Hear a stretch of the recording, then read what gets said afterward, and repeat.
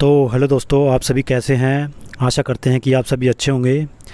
बात करेंगे जो 7 जुलाई को सीटेट का एग्ज़ाम हुआ है, तो उसका जो सेकंड पेपर था, सेकंड पेपर के अंदर जो सोशल स्टडीज़ या फिर सोशल साइंस आई थी, उसके आंसर की और इस आंसर की को बनाने में थोड़ा वक्त ज़रूर लगाया, थोड़ा टाइम ज़रूर लगाया है। वो इसलिए क्योंकि हमने इसको बिल्कुल सटीकता के साथ बनाया है। फिर भी अगर कोई आपका डाउट रहता है तो आप कमेंट बॉक्स में पूछ सकते हैं। तो चलिए शुरू करते हैं। सबसे पहले जो 31st क्वेश्चन पूछा गया था, 31वां क्वेश्चन जो सोशल स्टडी के अंदर पूछा गया था, या सोशल स्टडी के अंदर आप इसको बोल सकते हैं, पहला जो क्वेश्चन जो पूछा गया था वो था the government has passed the laws that made it mandatory for organisation with more than filling the blanks women employ to provide creche facility. Hindi में भी जान लेते हैं। सरकार ने ऐसे कानून पारित किए हैं जिसने उन संगठनों में बालवाड़ी क्रैच सुविधा अनिवार्य किया है जहां महिला कर्मचारियों की संख्या खालिस्तान से अधिक होगी। तो इसका जो राइट आंसर आएगा वो आएगा मोर देन 30। सो इसका सेकंड आंसर जो है, जो है ऑप्शन जो है राइट आंसर होगा मोर देन 30। तो सरकार ने ऐसे कानून पारित किए हैं जिसने उन संगठनों में बालवाड़ी क्रैच सुविधा अनिवार्य किया है जहाँ महिला कर्मचारियों की संख्या 30 से अधिक होगी। 32nd जो है क्वेश्चन जानते हैं। 32वां जो क्वेश्चन है वो पूछा गया था, तो वो जो पूछा गया है उसमें the Indian National Congress in the early years raised a number of economy issue against the British. Choose the correct option. The Congress declared that the British rule had led to poverty and famines. It demanded reduction of revenue and cut in military expenditure. Congress demanded more funds for irrigation. And fourth option जो दिया गया था वो था It raised the voice against entertainment tax. Hindi में जान लेते हैं। तो इसमें था आरंभिक वर्षों में भारतीय राष्ट्रीय कांग्रेस ने अंग्रेज़ों के खिलाफ बहुत सारे आर्थिक मुद्दे उठाए और सही उत्तर का आपको चुनाव करना है। तो कांग्रेस का कहना था कि भारत में ब्रिटिश शासन की वजह से ही गरीबी और अकाल पड़े हैं। इसने मांग की कि लगान कम किया जाए और फौजी खर्चों में कटौती की जाए। उसके बाद इसने सिंचाई के लिए अधिक अनुदान की भी मांग की। इसने मनोरंजन कर के खिलाफ भी आवाज़ उठाई। तो इसमें से जो आपके राइट आंसर होंगे वो रहेंगे फर्स्ट, सेकंड एंड थर्ड। तो हमारा जो राइट आंसर आएगा, राइट ऑप्शन जो होगा वो होगा फर्स्ट। तो केवल 1, 2 और 3 सही है, क्योंकि कांग्रेस का कहना था कि उस समय भारत में ब्रिटिश शासन की वजह से ही गरीबी और अकाल पड़ रहे हैं। ये बिल्कुल सही है। और कांग्रेस ने ये भी मांग की कि लगान को कम किया जाए और फौजी खर्चों में कटौती की जाए। साथ में कांग्रेस ने सिंचाई के लिए अधिक अनुदान की भी मांग की। लेकिन इसमें फोर्थ ऑप्शन नहीं आएगा, इसलिए इसका जो सही आंसर होगा वो केवल 1, 2 और 3 सही रहेगा। नेक्स्ट क्वेश्चन देखते हैं 33। तो नेक्स्ट क्वेश्चन में आपको match the following columns and choose the appropriate option. एक साइड में स्फीयर ऑफ द अर्थ दे रखे हैं, एक साइड में फीचर्स दे रखे हैं। सो स्फीयर ऑफ द अर्थ के अंदर जो दिया है ए ऑप्शन जो है आपका वो है lithosphere, B option hydrosphere, C option atmosphere and D option biosphere. Side में दे रखे हैं plant and animal kingdom made up of rock and minerals, various source of water and thin layer of air। निम्नलिखित में से सही जोड़ियों का मिलान आपको करना है। एक साइड में स्थलमंडल, जलमंडल, वायुमंडल, जैवमंडल, और एक साइड में आपको दिए गए हैं मिलान के लिए पादप, जीव जंतु, चट्टानों और खनिजों से बना हुआ, और तीसरा जो है जल के विभिन्न स्रोत, और चौथा है वायु की पतली परत। तो इसका जो राइट आंसर रहेगा वो रहेगा आपका फोर्थ। इसके अंदर इसका राइट आंसर रहेगा, मतलब कि आपका जो ए है उसका रहेगा सेकंड, ए के लिए सेकंड आएगा। बी की बात करें तो बी के लिए आपका थर्ड रहेगा। सी की बात करें तो सी के लिए आपका फोर्थ रहेगा, वायु की पतली परत। और डी की बात करें तो डी का आपका 1 आएगा। तो इसलिए राइट आंसर आपका रहेगा फोर्थ। नेक्स्ट क्वेश्चन देखते हैं। नेक्स्ट क्वेश्चन में अशोक के जो धम्म हैं उसके बारे में कहा गया है। सीधा हिंदी ही देखते हैं, इंग्लिश आप अपने आप देख लेना, ऊपर ही जो क्वेश्चन दिया गया है। तो निम्नलिखित में से कौन सा कथन अशोक के धम्म के विषय में सही है। तो इसमें किसी देवता की पूजा की आवश्यकता नहीं थी। बी ऑप्शन, बी जो पार्ट दे रखा वो है, इसमें किसी बलि कर्मकांड की आवश्यकता नहीं थी। सी, धर्म के विचार बुद्ध के उपदेशों से प्रेरित थे। और डी, लोगों को धम्म की शिक्षा देने के लिए अशोक ने बौद्ध भिक्षुओं की नियुक्ति की थी। तो इसके अंदर क्या है कि हमारा जो राइट आंसर रहेगा वो रहेगा थर्ड, मतलब कि सभी ऑप्शन सही है। तो इसमें सभी ऑप्शन सही रहेंगे, थर्ड ऑप्शन सही आएगा, क्योंकि अशोक ने जो है अशोक के धम्म के विषय में अगर जो सही बात की जाए तो इसमें किसी देवता की पूजा की आवश्यकता नहीं थी, ये कहा गया था। इसमें किसी बलि कर्मकांड की भी आवश्यकता नहीं थी, ये भी सही है। धम्म के विचार बुद्ध के उपदेशों से प्रेरित थे और लोगों को धम्म की शिक्षा देने के लिए अशोक ने बौद्ध भिक्षुओं की नियुक्ति की थी। तो ए, बी, सी, डी ये आपके सभी सही रहेंगे। नेक्स्ट क्वेश्चन देखते हैं। नेक्स्ट क्वेश्चन के अंदर जो 35वां क्वेश्चन है वो पूछा गया है कि नीचे दो कथन ए और बी 19वीं शताब्दी में चमड़े का काम करने वालों के संदर्भ में दिए गए हैं। तो पहले विश्व युद्ध के दौरान सेना के लिए जूतों की ज़बरदस्त मांग हो गई थी। बी ऑप्शन, सामान्य जातियों के गरीब लोगों ने इस अवसर को देखा और सेना हेतु जूते आपूर्ति के लिए तैयार हो गए। तो सही विकल्प का चयन करें। तो इसके अंदर जो है हमारा थर्ड ऑप्शन बिल्कुल सही रहेगा, सही ठीक आएगा। तो इसमें आपका ए और बी दोनों सही है, क्योंकि पहले विश्व युद्ध के समय जो है जूतों की मांग बढ़ गई थी और जितने भी जो जूते बनाने वाले थे तो उन्होंने क्या है कि इसकी आपूर्ति के लिए वो बिल्कुल तैयार हो गए थे। तो दोनों ही ऑप्शन इसके अंदर सही रहेंगे। नेक्स्ट क्वेश्चन 36 देखते हैं। तो इसमें पूछा गया है मुगल राजस्व व्यवस्था जिसमें हर फसल के लिए राजस्व दर की अलग सूची बनाई गई उसे कहते हैं। तो इसका जो राइट आंसर रहेगा वो आपको पता ही है, इसमें आएगा जब्त। तो ये 7वीं क्लास का जो है बुक एसएस की उसके अंदर दिया गया है। तो मुगल राजस्व व्यवस्था जिसमें हर फसल के लिए राजस्व दर की अलग सूची बनाई गई थी उसे जब्त कहते हैं। उसके बाद नेक्स्ट क्वेश्चन 37 जो क्वेश्चन पूछा गया उसमें है पृथ्वी की शैलें वे शैलें जो पृथ्वी के निर्माण के 30 करोड़ वर्ष पश्चात बने हैं वो अभी कहाँ पे जो है मिल सकती है। तो उसमें पूर्वी यूरोप में स्थित है या फिर हिमालय क्षेत्र में स्थित है या विश्व की नवीनतम शैलें मानी जाती है या पश्चिमी ऑस्ट्रेलिया में स्थित है। तो इसका जो राइट आंसर है वो रहेगा सेकंड, हिमालय क्षेत्र में स्थित है। उसके बाद नेक्स्ट क्वेश्चन यहाँ भी आपको मैच करना है। तो match the following concept in column 1 and example in column 2 and choose the appropriate option. तो निम्नलिखित संकल्पनाओं को स्तंभ 1 और 2 के साथ मिलाएं और उदाहरणों में सम्मिलित कीजिए और उपयुक्त विकल्प को चुनिए। तो पहला जो दे रखा है वो आपको भेदभाव, असमानता, रूढ़िवादिता और पूर्व धारणा। साइड में समान कार्य के लिए अलग वेतन, ग्रामवासी अंधविश्वासी है, महिलाओं को रोजगार की अनुमति नहीं है क्योंकि वह परिवार शुरू कर रही हैं और वह गर्भवती है, और लड़कियां खाना बनाने भोजन पकाने में अच्छी है। तो इसके अंदर जो राइट आंसर रहेगा हमारा वो रहेगा थर्ड। तो इसके अंदर जो राइट आंसर रहेगा वो थर्ड रहेगा हमारा।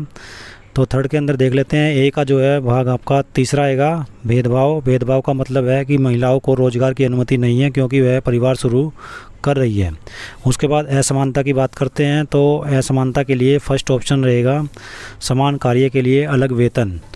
उसके बाद सी की बात करते हैं। तो सी का हमारा सेकंड आएगा ग्रामवासी अंधविश्वासी है, रूढ़िवादिता का ये आंसर रहेगा, ठीक मिलान रहेगा। उसके बाद पूर्व धारणा की बात करें तो पूर्व धारणा के लिए जो है डी का 4 रहेगा, लड़कियां खाना बनाने और भोजन पकाने में अच्छी है, ये एक पूर्व धारणा मानी जाती है।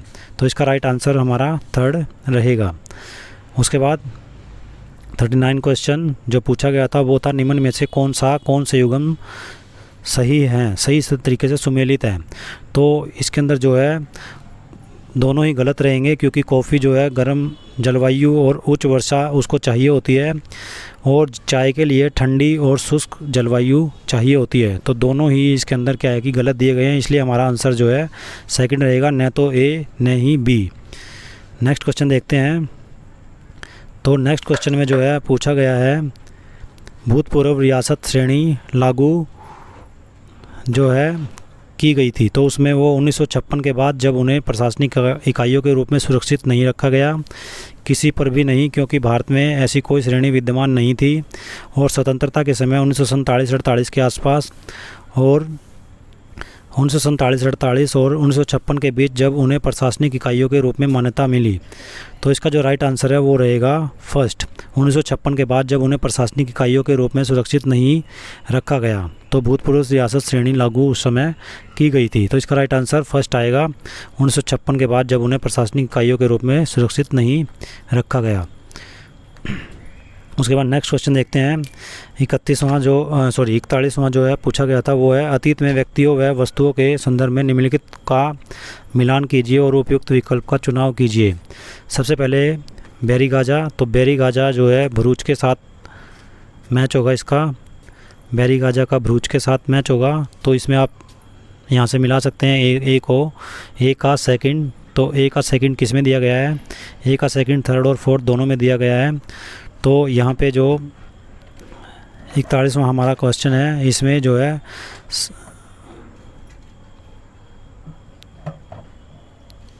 हाँ 41वां जो आंसर क्वेश्चन है इसके अंदर जो है सही आंसर थर्ड आएगा।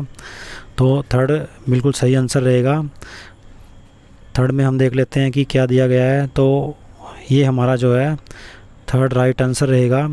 तो बैरीगाजा का जो है जैसा कि मैंने बताया कि यहाँ पे भरूच आएगा, और बी का जो है श्रेणी उसका फोर्थ आएगा, शिल्पकारों और व्यापारियों का संघ। उसके बाद सी का जो है फर्स्ट आएगा, एरेटाइन पात्र, मुहर लगे, लाल चमकदार बर्तन और गृहपति के लिए डी का जो है वो थर्ड आएगा, स्वतंत्र कृषक। तो इसका जो राइट आंसर रहेगा वो रहेगा थर्ड। उसके बाद नेक्स्ट क्वेश्चन देखते हैं 42वां 42 क्वेश्चन जो है पूछा गया था वो था, इतिहास की गूढ़ लिपि का अर्थ निकालने लिखने में पुरातत्वविद एक महत्वपूर्ण भूमिका निभाते हैं। निम्नलिखित में से उनके काम की प्रकृति के बारे में कौन सा सही नहीं है। तो इसके अंदर जो है पहला दिया गया है जानवरों, पक्षियों और मछलियों की हड्डियाँ ढूंढना। दूसरा लिखित सामग्री की जांच। तीसरा है भवनों, चित्रों और मूर्तियों के अवशेषों का अध्ययन। और चौथा है औजारों, हथियारों, बर्तनों, पेन आदि की प्राप्ति के लिए छानबीन और खुदाई करना। तो इसका जो राइट आंसर रहेगा वो रहेगा फर्स्ट, जानवरों, पक्षियों और मछलियों की हड्डियों को ढूंढना। ये जो है पुरातत्वविद का एक महत्वपूर्ण भूमिका में नहीं आता है। इसके अलावा जो लिखित सामग्री की जांच, भवनों, चित्रों और मूर्तियों के अवशेषों का अध्ययन और औजारों, हथियारों, बर्तनों, पेन आदि के प्राप्ति के लिए छानबीन और खुदाई। तो इसका जो राइट आंसर रहेगा वो रहेगा फर्स्ट। 43rd क्वेश्चन जो है पूछा गया था वो था, भारत में केंद्रीय सरकार कार्यालयों में खुलने का समय जो सुबह के 9 बजे जो है रखा गया है, भारतीय मानक समय है। तो चेन्नई के पास क्रमशः 80 डिग्री पूर्व देशांतर और ईटानगर के पास 92 डिग्री 45 सेल्सियस पूर्व देशांतर के पास स्थित केंद्रीय सरकार कार्यालयों के खुलने का स्थानीय समय क्रमशः क्या होगा। तो इसके अंदर जो है फर्स्ट आएगा। तो क्रमशः सुबह का जो है 8:50 रहेगा और सुबह के 9:41 रहेगा। तो 80 डिग्री पूर्वी देशांतर की अगर बात करें चेन्नई के पास तो वहाँ पे 8:50 का समय रहेगा, और ईटानगर के पास की बात करें तो वहाँ पे 9:41 उस समय बजे होंगे। नेक्स्ट क्वेश्चन देखते हैं। नेक्स्ट क्वेश्चन के अंदर पूछा गया है 44वां क्वेश्चन, 19वीं सदी के उपनिवेशिक भारत में लड़कियों को घर पर ही पढ़ाया जाता था क्योंकि वे पढ़ाई के साथ साथ घरेलू काम भी कर सकें।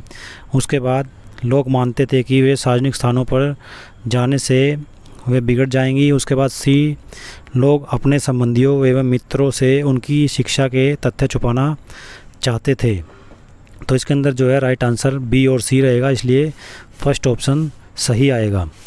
नेक्स्ट क्वेश्चन देखते हैं। नेक्स्ट क्वेश्चन के अंदर 45th क्वेश्चन जो पूछा गया था वो था, निम्नलिखित में से कौन सा ग्राम भोजक के लिए सही नहीं है।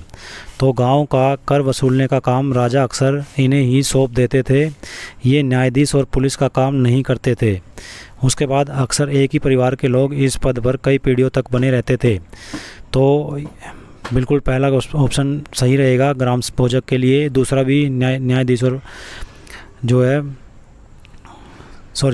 पहला ऑप्शन सही रहेगा, गांव का कर वसूलने के लिए जो है इसके लिए राजा जो है अक्सर उन्हें सौंप देते थे काम। और तीसरा जो है वो भी सही रहेगा, अक्सर एक ही परिवार के लोग इस पद पे जो है पीढ़ियों तक बने रहते थे और इनकी ज़मीन पर इनके जो दास और मज़दूर है वो काम करते थे। लेकिन जो सेकंड ऑप्शन है वो सही नहीं है। तो इसका सही आंसर आएगा, नहीं पूछा गया है तो नहीं के अंदर ये न्यायाधीश और पुलिस का काम नहीं करते थे, तो इसका ये सही आंसर आएगा। उसके बाद 46 क्वेश्चन जो है पूछा गया था वो था, नीचे दो कथन दिए गए हैं ए और बी श्री नारायण गुरु के संदर्भ में। तो ए जो दिया गया है वो उनके अनुसार सारी मानवता की जो है एक ही जाति है, और बी जो दिया गया है वो है उन्होंने सभी को सभी गुरुओं में विश्वास रखने के लिए प्रेरित किया। तो ये दोनों ही सही है, इसलिए आपका जो सही आंसर आएगा वो आएगा थर्ड। नेक्स्ट क्वेश्चन देखते हैं 47। तो 47 में आपको मैच करना है पहले की तरह। तो यहाँ पे एक साइड में आगन्य शैले, अवसादी शैले और कायांतरित शैले दी गई है साइड में। दूसरी साइड में उच्च ताप दाब के कारण परिवर्तित हो जाते हैं। सेकंड द्रवित मैग्मा, और थर्ड जो है वो हवा जल आदि के द्वारा एक स्थान से दूसरे स्थान पर पहुंचाकर जमा कर दिए जाते हैं। तो इसका जो है राइट आंसर हमारा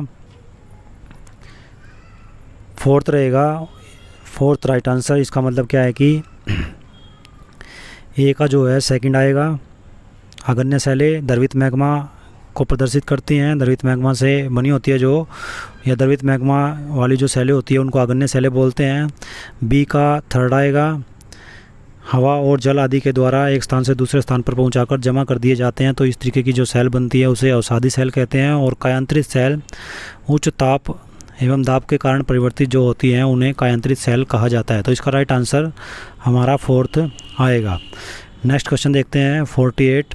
तो 48 में पूछा गया कि वायुमंडल की किस परत में वायु की बहुत पतली परत होती है।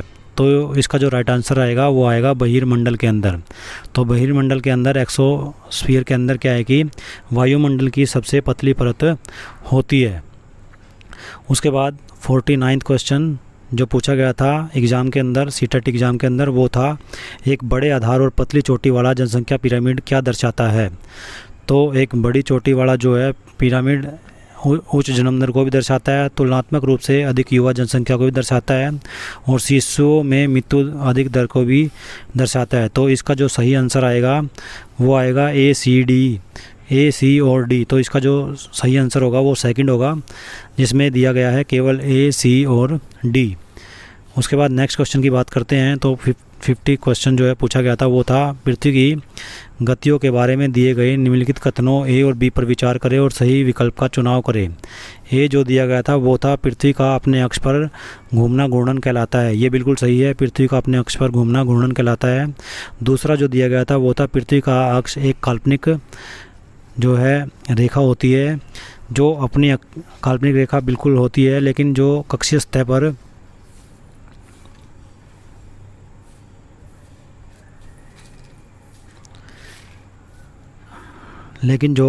सतह पर क्या है कि 33.5 डिग्री का कोण बनाती है। ये गलत है, क्योंकि वो कोण जो बनाती है वो क्या है हमारा 23.5 डिग्री। तो ये यहाँ पे गलत दिया गया है, इसलिए इसमें जो है फर्स्ट ऑप्शन सही आएगा, केवल ए सही है। तो इसका थर्ड आंसर रहेगा। नेक्स्ट क्वेश्चन देखते हैं। नेक्स्ट क्वेश्चन के अंदर निम्नलिखित में से कौन सा कथन 12वीं सदी के मंदिर निर्माण में प्रयुक्त शिल्प विज्ञान तकनीक के विकास के बारे में सही है। तो अधिरचना भार शिखरों पर डाल दिया जाता था। तो इस तरीके से जो है स्तंभ होते थे, ऐसे स्तंभ होते थे, और उनके ऊपर एक जो है अधिरचना का जो है भार उन स्तंभों के ऊपर डाल दिया जाता था। इस तरीके से मंदिर, ये बिल्कुल सही है। उसके बाद निर्माण में बलुआ पत्थर और पत्थर के छोटे टुकड़ों के मिश्रण का तेज़ी से प्रयोग होने लगा।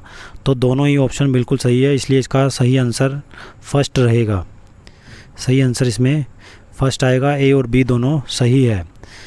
52 क्वेश्चन देखते हैं जो पूछा गया था 52वां क्वेश्चन। तो उसमें था निम्नलिखित में से कौन केसरी नामक अखबार जो ब्रिटिश शासन का कट्टर आलोचक बन गया था का संपादक था। तो वो थे बाल गंगाधर तिलक। उसके बाद नेक्स्ट क्वेश्चन 53 जो है पूछा गया था वो था अमेजन बेसिन के बारे में निम्नलिखित में से कौन सा कथन सही है। तो पूरे वर्ष यहाँ गर्म और नम जलवायु रहती है, ये बिल्कुल सही है। यहाँ लोग कर्तन और दहन कृषि करते हैं, ये भी बिल्कुल सही है। और लोग मुख्यतः यहाँ पर धान उगाते हैं, ये गलत है बिल्कुल ही। उसके बाद बेसिन में कई स्थानों तक पहुँचने के लिए हवाई जहाज़ों और हेलीकॉप्टरों का प्रयोग किया जाता है, ये सही है। तो इसके अंदर ए, बी और डी, तो जहाँ पे ए, बी और डी दे रखा है वो ऑप्शन आपका सही रहेगा, इसलिए इसमें सेकंड ऑप्शन सही आएगा। नेक्स्ट क्वेश्चन देखते हैं। नेक्स्ट क्वेश्चन के अंदर पूछा गया था वो था भारत के भौतिक मानचित्र में यदि आपको दक्कन के पठार को पहचानना है तो यह किस रंग से दर्शाया गया होगा। तो इसका सही आंसर रहेगा भूरा। तो ये भूरे रंग से, ब्राउन रंग से जो है दर्शाया गया होगा। अगर आपको दक्कन के पठार को पहचानना है भारत के भौतिक मानचित्र के अंदर तो उसको भूरे रंग से दर्शाया गया होगा। उसके बाद नेक्स्ट क्वेश्चन 55, निम्नलिखित में से मृदा अपरदन और अक्षीणता को नियंत्रित करने के उपायों का जो है चयन कीजिए। तो मल्च लगाना ये मृदा अपरदन को रोकता है, ये बिल्कुल सही है। उसके बाद अति चराई, ये गलत है। अति चराई से क्या है कि मृदा अपरदन होगा ना कि रुकेगा। उसके बाद वेदिका फार्म सही है और बीज की फसल उगाना भी बिल्कुल सही है। तो जहाँ पे ए, सी, डी दे रखे हैं वो ऑप्शन हमारा सही रहेगा। तो इसके अंदर जो सही आंसर आएगा वो आएगा फोर्थ, मल्च लगाना, वेदिका फार्म और बीज की फसल उगाना, ये इसका राइट आंसर रहेगा, इसलिए हमारा ऑप्शन फोर्थ यहाँ पे आएगा। नेक्स्ट क्वेश्चन जो 56 पूछा गया था वो था विविधता में एकता मुहावरा किसने दिया है। तो विविधता में एकता का मुहावरा जो है वो पंडित जवाहरलाल नेहरू के द्वारा जो है दिया गया था। उसके बाद नेक्स्ट क्वेश्चन 57 जो पूछा गया था वो था ए और बी कथनों पर सर्वोच्चता के संदर्भ में विचार कीजिए और सही उत्तर का चयन कीजिए। तो ए ऑप्शन है कंपनी ने दावा किया कि उसका अधिकार जो है सर्वोच्च नहीं था। तो कंपनी का दावा था कि उसका अधिकार जो है सर्वोच्च नहीं था। और बी था अपने हितों की रक्षा के लिए वह भारतीय रियासतों को अधिग्रहण करने और उनको अधिग्रहण की धमकी देने का अधिकार कंपनी अपने पास मानती थी। तो इसका जो है फर्स्ट ऑप्शन सही रहेगा, ये सही है लेकिन बी गलत है। उसके बाद नेक्स्ट क्वेश्चन की बात करते हैं 58 की, वो था लद्दाख के बारे में पूछा गया है। तो लद्दाख के बारे में दिए गए निम्नलिखित कथनों पर विचार कीजिए और सही विकल्प का चुनाव कीजिए। तो लद्दाख से होकर बहुत सी नदियाँ बहती हैं। उसके बाद अधिक ऊंचाई होने के कारण यहाँ की जलवायु अत्यधिक ठंडी होती है। सी, हिमालय की वृष्टि छाया क्षेत्र में होने के बावजूद यहाँ उच्च वर्षा पाई जाती है। और डी, यहाँ यह क्षेत्र बर्फीली हवाओं और तेज जलाने वाले ताप का अनुभव करता है। तो इसका जो सही आंसर रहेगा वो रहेगा सेकंड। तो सेकंड में क्या है कि केवल ए, बी और डी। तो ए, बी और डी ये तीनों ही ऑप्शन इसके अंदर आएंगे लद्दाख के बारे में। तो लद्दाख से होकर जो है बहुत सी नदियाँ गुजरती है, ये सही है। उसके बाद अधिक ऊंचाई होने के कारण यहाँ की जलवायु अत्यधिक ठंडी होती है, ये भी सही है। उसके बाद यह क्षेत्र बर्फीली हवाओं एवं तेज जलाने वाले ताप का अनुभव करता है। तो इसमें ए, बी और डी ऑप्शन आएंगे, तो इसलिए हमारा सेकंड ऑप्शन सही रहेगा। नेक्स्ट क्वेश्चन देखते हैं 59। तो 59 के अंदर दिया गया है दिए गए कथनों ए तथा आर पर विचार कीजिए और सही विकल्प का चयन कीजिए। तो जो स्थान ग्रीनविच के पश्चिम में है उनका समय ग्रीनविच से पीछे रहेगा। और आर दे रखा है पृथ्वी पूर्व से पश्चिम की ओर चक्कर लगाती है तथा सूर्य पूर्व दिशा में जल्दी उगता है। तो इसका सही आंसर रहेगा फर्स्ट, ए सही है लेकिन आर गलत है। उसके बाद नेक्स्ट क्वेश्चन की बात करते हैं 60 की, वो है अकबर ने निम्नलिखित में से किन सरदारों को जो है वतन जागीर दिया था। तो इसमें सही आंसर आएगा सिसोदिया राजपूत जो है सरदारों को अकबर ने जो है वतन जागीर दिया था। तो इसका फर्स्ट ऑप्शन सही रहेगा। 61 क्वेश्चन की बात करते हैं। नेक्स्ट क्वेश्चन की बात करते हैं तो इसमें सामाजिक विज्ञान में एक अच्छी तरह से तैयार किया गया पोर्टफोलियो। ए ऑप्शन उद्देश्यपूर्ण व्यवस्थित होना चाहिए। बी ऑप्शन विद्यार्थी के नियमित कार्यों एवं गतिविधियों को दर्शाना चाहिए। सी ऑप्शन मुख्यतः रिपोर्ट कार्ड बनाने पर केंद्रित होना चाहिए। और डी ऑप्शन विद्यार्थियों के कार्यों का लंबे समय का संग्रह होना चाहिए। तो इसके अंदर जो है राइट आंसर सेकंड आएगा। सेकंड के अंदर क्या है कि ए, बी और डी। तो ए, बी और डी मतलब कि ए, बी और डी तीनों ऑप्शन आएंगे। सामाजिक विज्ञान की एक अच्छी तरह से तैयार किया गया पोर्टफोलियो अगर आप देखते हैं तो उसके अंदर उद्देश्यपूर्ण और व्यवस्थित होना चाहिए वो, और विद्यार्थियों के नियमित कार्यों और गतिविधियों को दर्शाया जाना चाहिए। साथ में विद्यार्थियों के कार्यों का लंबे समय का क्या है कि इसमें संग्रह होना चाहिए। तो इसका जो सही आंसर रहेगा वो रहेगा सेकंड, जिसमें ए, बी और डी दिए गए हैं। उसके बाद नेक्स्ट क्वेश्चन की बात करते हैं, तो वो था 62 क्वेश्चन। 62 क्वेश्चन के अंदर पूछा गया है कि सामाजिक विज्ञान में परियोजना पद्धति में शामिल है। तो परियोजना पद्धति के अंदर जो है क्या क्या शामिल होगा, इसका सही आंसर आएगा थर्ड, ए, बी और सी। तो थर्ड आंसर आएगा, इसमें गतिविधि भी होगी, इसमें चर्चा भी होगी, इसमें प्रयोग भी होगा, लेकिन इसमें वर्णन नहीं होगा। तो इसका सही आंसर रहेगा ए, बी और सी। उसके बाद नेक्स्ट क्वेश्चन 63, वो पूछा गया निम्नलिखित कथनों पर विचार कीजिए और सही विकल्प का चुनाव कीजिए। तो ग्रामीण क्षेत्रों में गैर कृषि गतिविधियों में निवेश ग्रामीण शहरी पलायन को कम कर सकता है, ये पूछा गया है। उसके बाद इसके अंदर पूछा गया है कि एक विशिष्ट मौसम के दौरान पलायन में वृद्धि होती है और जब ग्रामीण क्षेत्रों में कोई कृषि गतिविधि नहीं हो रही होती है। तो 63 के अंदर जो है थर्ड आएगा, मतलब कि ए और आर दोनों सही है और ए की आर सही व्याख्या करता है। नेक्स्ट क्वेश्चन देखते हैं। तो नेक्स्ट क्वेश्चन के अंदर जो है पूछा गया है, तो वो है निम्नलिखित में से कौन सा प्रश्न संज्ञानात्मक प्रक्रिया के विश्लेषणात्मक पक्ष को आंकते हैं। ए दे रखा है वे राष्ट्रीय पाठ्यचर्या उद्देश्य क्या है जिनको धरोहर संबंधी परियोजना के द्वारा संपादित उपार्जित किया जा सकता है। बी इतिहास की विधियाँ, ए विज्ञान, बी कला प्रबंधन अध्ययनों के शोध में कैसे सहायक है। सी ऑप्शन विविध भारती कार्यक्रम को कितने क्षेत्रीय भाषा और स्थानीय बोलियों से प्रसारित किया गया था। और डी ऑप्शन आपके द्वारा देखे गए 2 ऐतिहासिक धारावाहिकों का समीक्षा लिखिए। और ई ऑप्शन भरूड़ क्या है और किस क्षेत्र राज्य में यह लोकप्रिय है। तो इसका जो सही आंसर आएगा वो आएगा फर्स्ट। तो फर्स्ट जो है इसका सही आंसर रहेगा। फर्स्ट के अंदर क्या दिया गया है, केवल ए, बी और डी। तो इसमें 3 ऑप्शन आएंगे, ए, बी और डी। मैं दोबारा पढ़ देता हूँ। वे राष्ट्रीय पाठ्यचर्या उद्देश्य क्या है जिनका धरोहर संबंधी परियोजनाओं के द्वारा संपादित उपार्जित किया जा सकता है, ये ऑप्शन सही आएगा इसके अंदर। साथ में आएगा इतिहास की विधियाँ, ए विज्ञान, बी कला एवं प्रबंधन अध्ययनों के शोध में कैसे सहायक होंगी, ये भी आएगा।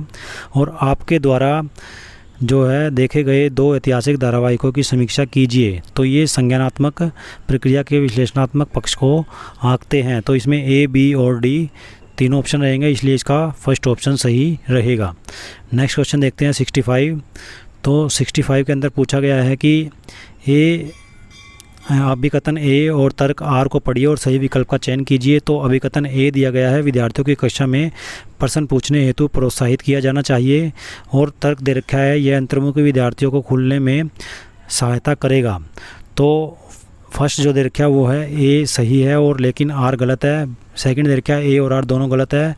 और थर्ड दे रखा है ए आर दोनों सही है और ए की आर सही व्याख्या करता है। और फोर्थ दे रखा है ए आर दोनों सही है लेकिन ए की आर सही व्याख्या नहीं करता है। तो इसका सही आंसर रहेगा थर्ड, ए और आर दोनों सही है और ए की आर सही व्याख्या करता है। तो थर्ड जो है इसका राइट आंसर रहेगा। उसके बाद नेक्स्ट क्वेश्चन देखते हैं 66। वो था निम्न में से क्या एक परियोजना कार्य जिससे छात्रों को प्रमाणिक वास्तविक दुनिया की समस्या समाधान के द्वारा अर्जित किया जा सकता है। तो फर्स्ट जो दे रखा है वो दिया गया है रचनात्मकता और नवीनता में वृद्धि। दूसरा दे रखा है सहयोग और टीम वर्क को बढ़ाना। तीसरा दे रखा है समालोचनात्मक सोच कौशल का विकास। और चौथा दे रखा है विषय ज्ञान और कौशल में सुधार। तो इसका जो राइट आंसर रहेगा वो रहेगा रचनात्मकता और नवीनता में वृद्धि करना। उसके बाद 67 क्वेश्चन जो पूछा गया था वो था भारतीय संविधान के बारे में। तो भारतीय संविधान में स्वतंत्रता, समानता तथा बंधुत्व के विचार लिए गए थे, तो वो कौन सी क्रांति से लिए गए थे। तो इसके अंदर आएगा फ्रेंच रिवॉल्यूशन। तो फ्रांसीसी क्रांति से जो है वो लिए गए थे। तो इसका फोर्थ आंसर रहेगा, फोर्थ ऑप्शन सही रहेगा। 68 क्वेश्चन देखते हैं। 68 क्वेश्चन में पूछा गया है निम्न में से कौन से विकल्प निष्पक्ष सुनवाई के मूलभूत तत्व हैं। तो ए जो दिया गया है पॉइंट वो है मुकदमा जनता के सामने खुली अदालत में चलाया जाता है। बी आरोप पत्र और अभियोजन पक्ष द्वारा पेश किए गए सभी साक्ष्यों की एक प्रति आरोपी को दी जाती है। सी, बचाव पक्ष के वकील की अभियोजन पक्ष की ओर से पेश किए गए सारे गवाहों के जिरह करने का एक मौका जो है नहीं दिया जाता है। और डी, न्यायाधीश अदालत के सामने वकीलों द्वारा दिए गए कथनों के आधार पर फैसला करते हैं। तो इसका जो सही आंसर रहेगा वो रहेगा फर्स्ट, केवल ए, बी और डी। तो इसमें थर्ड नहीं आएगा, सी नहीं आएगा, इसलिए फर्स्ट इसका सही आंसर रहेगा। मतलब कि मुकदमा जनता के सामने खुली अदालत में चलाया जाता है। निष्पक्ष सुनवाई की अगर बात की जाए तो, और आरोप पत्र और अभियोजन पक्ष द्वारा पेश किए गए सभी साक्ष्यों को एक प्रति आरोपी को दी जाती है। और साथ में न्यायाधीश अदालत के सामने वकीलों द्वारा दिए गए कथनों पर आधार पर फैसला करते हैं। तो इसका सही आंसर रहेगा फर्स्ट। उसके बाद नेक्स्ट क्वेश्चन, तो नेक्स्ट क्वेश्चन 69 के अंदर जो पूछा गया है वो पूछा गया है कि निम्नलिखित में से कौन सी मूल्यांकन विधि सबसे ज़्यादा उपयुक्त होगी जबकि छोटे छात्र जो है छोटे छोटे समूहों में काम कर रहे हो और छात्रों को अलग अलग मूल्यांकन जो है करना हो। ए, रूबिक्स, बी, बहुविकल्पीय प्रश्न, सी, मौखिक प्रस्तुतिकरण और डी, पोर्टफोलियो। तो इसका सही आंसर आएगा ए और डी, इसलिए सेकंड ऑप्शन सही रहेगा। रूबिक्स और पोर्टफोलियो ये दोनों ही जो है ऑप्शन वो चूज़ करेगा अगर छोटे छोटे समूह में काम कर रहे हो छात्र और छात्रों को अलग अलग मूल्यांकन अगर करना हो तो उसमें रूबिक्स और पोर्टफोलियो सही रहेंगे। इसलिए ए और डी जो ऑप्शन जहाँ पे होंगे तो इसका सेकंड ऑप्शन जो है सही रहेगा। उसके बाद नेक्स्ट 17वां क्वेश्चन जो है वो पूछा गया था, भारत के किस क्षेत्र में आदिवासी समुदायों की सघनता सबसे अधिक है। तो इसका सही आंसर रहेगा पूर्वी भारत के अंदर, ईस्ट इंडिया के अंदर जो है आदिवासी समुदायों की सघनता सबसे ज़्यादा है। तो फर्स्ट ऑप्शन इसका सही आंसर रहेगा। उसके बाद 71 की बात करते हैं तो 71 के अंदर सामाजिक विज्ञान की पाठ्यचर्या में अनेकता की संकल्पना को निम्नलिखित में से कौन सा कथन सटीकता से दर्शाता है। सही विकल्प का चयन करें। तो इसमें पहला दे रखा है सामाजिक विज्ञान कुछ प्रेक्षों का निष्कासन, दूसरा दे रखा है सामाजिक विज्ञान पाठ्यचर्या संबंधी सामग्री में कठिन भाषा का उपयोग, तीसरा दे रखा है एकल विचारधारा की प्रमुखता और चौथा दे रखा है अनेक परिप्रेक्ष्यों और विविध दृष्टिकोणों को सम्मिलित करना। ये तो इसके अंदर फोर्थ ऑप्शन ही सही आएगा। सामाजिक विज्ञान पाठ्यचर्या में अनेकता की संकल्पना को अगर आपको जानना है तो निम्नलिखित में से जो है सटीकता के लिए जो है कौन सा ऑप्शन सही रहेगा, तो वो रहेगा अनेक परिप्रेक्ष्य और विविध दृष्टिकोणों को सम्मिलित करना। उसके बाद नेक्स्ट क्वेश्चन देखते हैं। तो नेक्स्ट क्वेश्चन 72 जो पूछा गया था, 72 क्वेश्चन के अंदर कथन ए और बी दिए गए थे तो उन पर विचार कीजिए और सही विकल्प का चुनाव कीजिए। सबसे पहले ए ऑप्शन दिया गया था प्राकृतिक विज्ञान सामाजिक विज्ञान से श्रेष्ठ है और यह होनहार विद्यार्थियों का क्षेत्र है। उसके बाद बी ऑप्शन दिया गया था सामाजिक विज्ञान सामाजिक सांस्कृतिक विश्लेषणीय कौशलों को प्रदान करने के लिए आवश्यक है जो वर्तमानीय स्वतंत्र विषयों में समन्वय बैठाने के लिए आवश्यक है। तो इसका जो सही आंसर रहेगा वो रहेगा सेकंड, ए जो है असत्य है और किंतु बी सत्य है। तो 72 का जो है सेकंड ऑप्शन सही रहेगा। उसके बाद नेक्स्ट क्वेश्चन की बात करते हैं 73 की। तो 73 के अंदर पूछा गया था सामाजिक विज्ञान के मूल्यांकन रूपरेखा के निर्माण में शिक्षकों की भागीदारी महत्वपूर्ण मानी जाती है। तो ये जो दिया गया था यहाँ पे समसामयिक घटनाओं और प्रचलित परिवर्तनों को संकलित करने के लिए। उसके बाद जो है दिया गया था बी पाठ्यचर्या और मूल्यांकन को केवल विषय केंद्रित बनाने और पाठ्यचर्या के दायरे को सीमित करने के लिए। उसके बाद केवल शिक्षकों को एक संसाधन के रूप में इस्तेमाल कर समय श्रम और धन की बचत करने के लिए। और डी शिक्षकों के अनुभवों के इस्तेमाल के द्वारा शिक्षकों के स्तर के अनुरूप आवश्यक परिवर्तन करने के लिए। तो इसका सही आंसर रहेगा थर्ड, केवल ए इसमें सही आएगा। तो समसामयिक घटनाओं और प्रचलित परिवर्तनों के समकालित करने के लिए ये इसका सही आंसर रहेगा। उसके बाद नेक्स्ट क्वेश्चन जो पूछा गया था 74। तो 74 के अंदर पूछा गया सामाजिक विज्ञान की प्रकृति के संबंध में निम्नलिखित कथनों अभिकथन ए और तर्क आर जो है पर उस पर विचार कीजिए और सही विकल्प का चयन कीजिए। तो सामाजिक विज्ञान ने तथ्यों से वस्तुगत और क्रमबद्ध मार्ग से निपटने हेतु अपनी स्वयं की विशिष्ट विधियाँ विकसित की है। और प्राकृतिक विज्ञान जो रीजन दे रखा है तर्क दे रखा है वो है प्राकृतिक विज्ञान से भिन्न असदृश सामाजिक विज्ञान में लोकप्रिय भावनाओं के दबाव से तथ्यों के अवलोकन के एवं विश्लेषण को पृथक करना कठिन है। तो इसका सही आंसर रहेगा थर्ड, ए और आर दोनों सही है और आर ए की सही व्याख्या करता है। उसके बाद 75वां क्वेश्चन पूछा गया था, वो था लोकतंत्र के बारे में। तो लोकतंत्र को दर्शाने हेतु निम्नलिखित में से किसका प्रयोग किया जा सकता है। तो 75 क्वेश्चन के अंदर ये पूछा गया था और इसमें पहला दे रखा लोग समान एवं स्वतंत्र है, बी जो है लोग धनी और समृद्ध होते हैं, सी लोग संघर्ष को दूसरों की तुलना में बेहतर तरीके से सुलझाते हैं। इसके अंदर लोकतंत्र के अंदर, और लोकतंत्र के अंदर क्या है कि सरकार अधिक जवाबदेह और तर्कसंगत होती है। वैसे इस क्वेश्चन में थोड़ा मेरा भी डाउट है क्योंकि इसमें सभी ऑप्शन सही आएंगे, लेकिन जो है इसमें अगर आप देखें तो ए सी डी ऑप्शन सबसे सटीक बैठते हैं, लेकिन वो ए सी डी जो है ऑप्शन कहीं भी नहीं दे रखे हैं। तो इसमें मेरा भी थोड़ा सा डाउट रहेगा। तो इसको और अच्छे तरीके से जो है आपको एक्सप्लेनेशन के साथ आगे बताया जाएगा, जब इसकी जो है इस सोशल साइंस की जो है एक्सप्लेनेशन के साथ जो है आंसर की बनाई जाएगी, तो उस वीडियो में इसको बिल्कुल डिटेल से आपको बताया जाएगा। अभी के लिए जो है इसके अंदर ए बी सी जो है आप लगा सकते हैं, तो इसलिए फोर्थ ऑप्शन सही रहेगा। नेक्स्ट क्वेश्चन देखते हैं 76 के अंदर क्या है कि आपको मैच करना है, मैच द फॉलोइंग जो है and choose the appropriate option. So नीचे दिए गए कॉलमों का मिलान करें, उपयुक्त विकल्प का जो है चुनाव करें, चयन करें। तो सबसे पहले चर्चा दे रखी है, अवलोकन, नियामक सरोकार और स्पष्टीकरण। उसके बाद भिन्न अक्षमता के प्रति संवेदनशीलता, पर्यावरण के प्रति चिंता प्रदर्शित करना, तार्किक संबंध बनाना, रिपोर्टिंग, वर्णन, चित्र पठन, आरेखन, सुनना, राय व्यक्त करना और दूसरों से पता लगाना। तो इसका जो सही आंसर आएगा वो आएगा फोर्थ। तो ए का क्या रहेगा, ए का हमारा फोर्थ रहेगा। चर्चा जो है सुनना, राय व्यक्त करना और दूसरों से पता लगाना होगी। उसके बाद बी ऑप्शन के लिए वो अवलोकन के लिए जो है हमारा सेकंड रहेगा, तार्किक संबंध जो है बनाना। उसके बाद सी के लिए फर्स्ट रहेगा, नियामक सरोकार। तो इसमें भिन्न अक्षमता के प्रति संवेदनशीलता, पर्यावरण के प्रति चिंता प्रदर्शित करना। और स्पष्टीकरण के लिए हमारा रिपोर्टिंग, वर्णन, चित्रपठन और आरेखन रहेगा, इसलिए इसका सही आंसर फोर्थ आएगा। उसके बाद नेक्स्ट क्वेश्चन की बात करते हैं। तो नेक्स्ट क्वेश्चन के अंदर जो है 77, लता जो है सुबह 5 बजे चाय बेचती है। उसके बाद वो जो है वह बहुत दूर कुएं से पानी ढोकर लाती है। घर पहुंचने के बाद वह खाना बनाती है, कपड़े धोती है, घर की सफाई करती है, झाड़ू पोछा करती है। उसके पश्चात वह अपनी चाय की दुकान के लिए सामान खरीद कर लाती है। इन सब कार्यों को क्या कहा जाएगा। तो इन सभी कार्यों को जो है दोहरा बोझ कहा जाएगा। तो इसका जो सही आंसर है वो आएगा फोर्थ।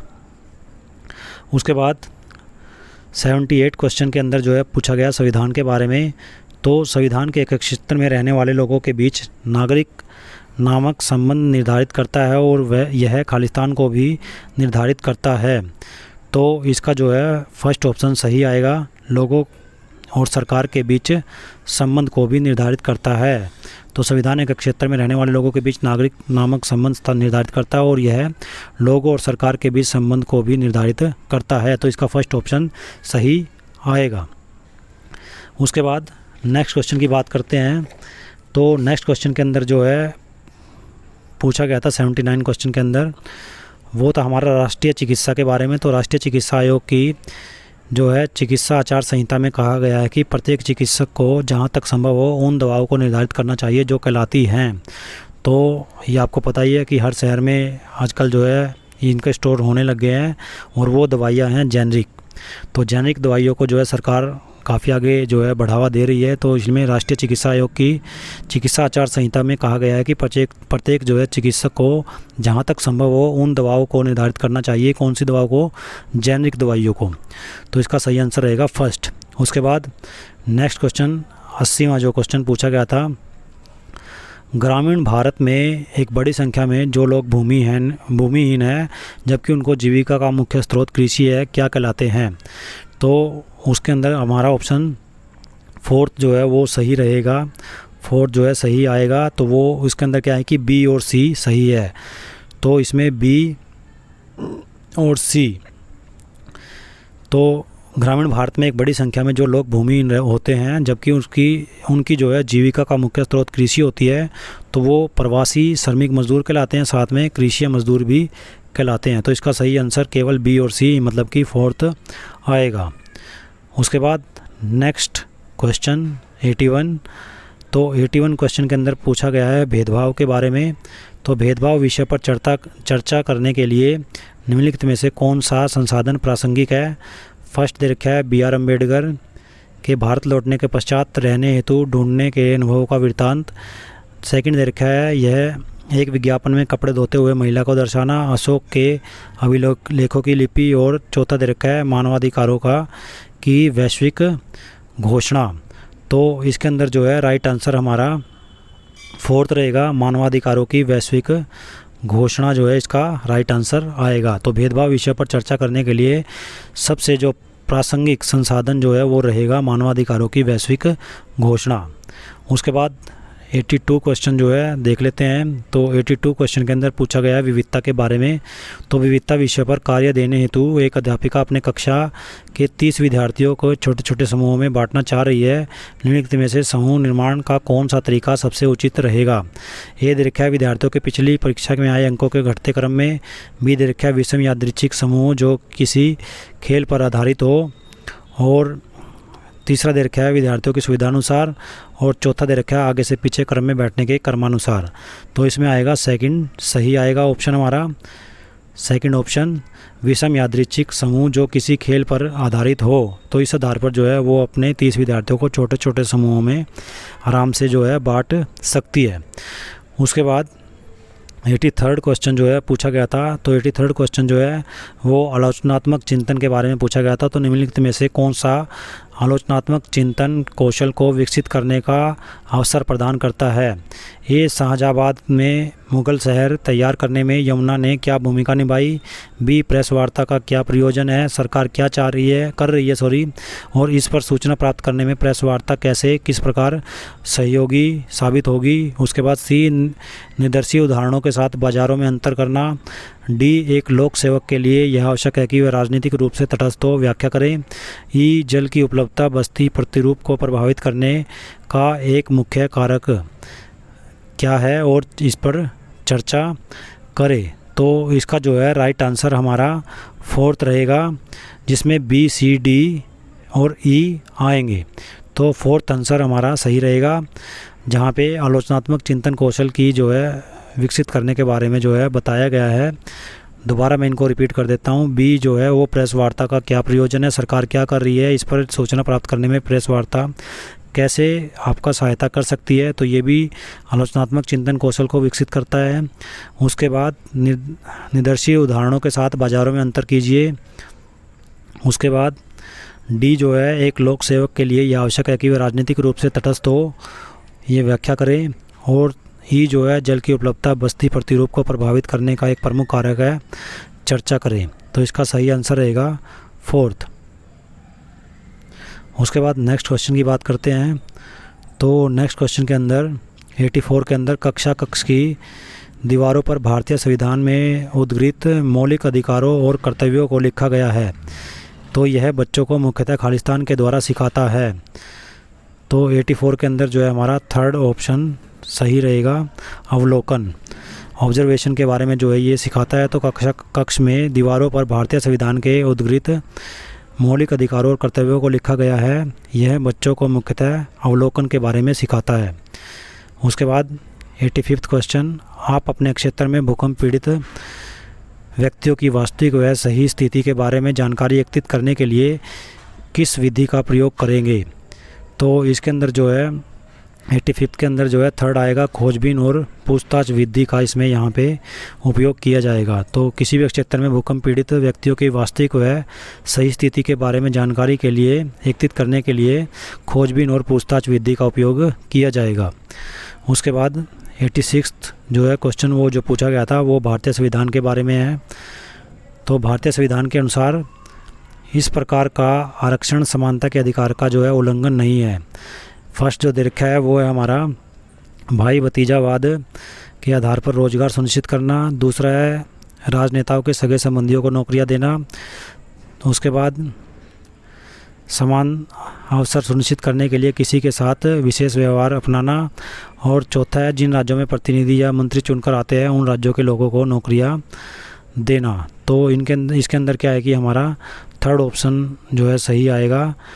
ये जो है समानता के अधिकार का उल्लंघन नहीं है, जिसमें कहा गया है कि समान अवसर जो है सुनिश्चित करने के लिए किसी के साथ विशेष व्यवहार अपनाना, ये समानता के अधिकार का उल्लंघन के अंदर नहीं आएगा, संविधान के अंदर नहीं आएगा। उसके बाद नेक्स्ट क्वेश्चन 87 जो पूछा गया था वो अभिकथन ए और कारण आर को सावधानीपूर्वक पढ़िए और निम्नलिखित में से सही विकल्प चुनिए।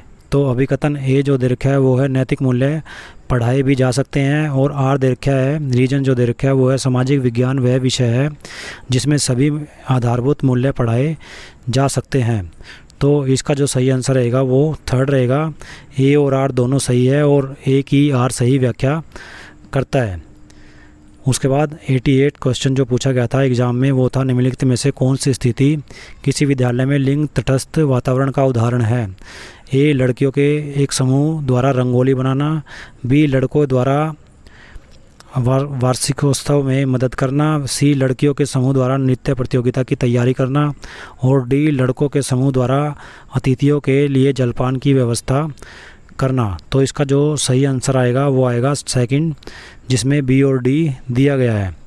तो ये हमारा जो है लिंग तटस्थ वातावरण का उदाहरण रहेंगे। इसमें लड़कों के समूह द्वारा वार्षिकोत्सव में मदद करना और लड़कियों के समूह द्वारा नृत्य प्रतियोगिता की तैयारी करना, ये लिंग तटस्थता को दिखाते हैं। तो इसका सही आंसर जो है हमारा सेकंड रहेगा, बी और डी, लड़कों के समूह द्वारा अतिथियों के लिए जलपान की व्यवस्था करना। उसके बाद नेक्स्ट क्वेश्चन 89 जो पूछा गया था वो था सामाजिक विज्ञान की शिक्षिका बच्चों को अपनी कक्षा के लिए नियम बनाने को कहती है, और ये नियम एक चार्ट पेपर पर लिखे जाते हैं। सभी बच्चे इन नियमों को पालन की सहमति देते हैं। यह चार्ट कक्षा में चिपका दिया जाता है ताकि छात्र इसे संदर्भ के तौर पर प्रयोग में ला सके। इस गतिविधि को निम्न में से किस संप्रदाय को पढ़ाने हेतु प्रारंभिक गतिविधि के रूप में लिया जा सकता है। तो 89 का जो है फर्स्ट आएगा प्रजातंत्र के रूप में। उसके बाद लास्ट क्वेश्चन जो पूछा गया था सोशल साइंस के अंदर वो था नैदानिक मूल्यांकन के बारे में। तो नैदानिक मूल्यांकन का प्रयोजन उद्देश्य क्या रहेगा। ए ऑप्शन विद्यार्थियों के लक्षणों के बारे में सूचना प्राप्त करना, बी ऑप्शन विद्यार्थियों के पूर्व ज्ञान के बारे में जानना, सी ऑप्शन विद्यार्थियों को श्रेणियों में वर्गीकृत करना, और डी ऑप्शन विद्यार्थियों को आंकना। तो इसके अंदर सही आंसर जो है वो हमारा सेकंड आएगा, विद्यार्थियों के लक्षणों के बारे में सूचना प्राप्त करना और विद्यार्थियों के पूर्व ज्ञान के बारे में जानना नैदानिक मूल्यांकन का प्रयोजन उद्देश्य रहता है। तो ये थी सोशल साइंस की आंसर की जो सीटेट एग्ज़ाम 7 जुलाई को हुआ था, और इसके जो सभी क्वेश्चन आंसर है वो हम एक्सप्लेनेशन के साथ एक नया वीडियो लेकर आएंगे। तो इस वीडियो को ज़्यादा से ज़्यादा लाइक कीजिए एंड शेयर कीजिए, साथ में सीटेट और अदर टीचिंग एग्ज़ाम की तैयारी के लिए चैनल को सब्सक्राइब करें। धन्यवाद।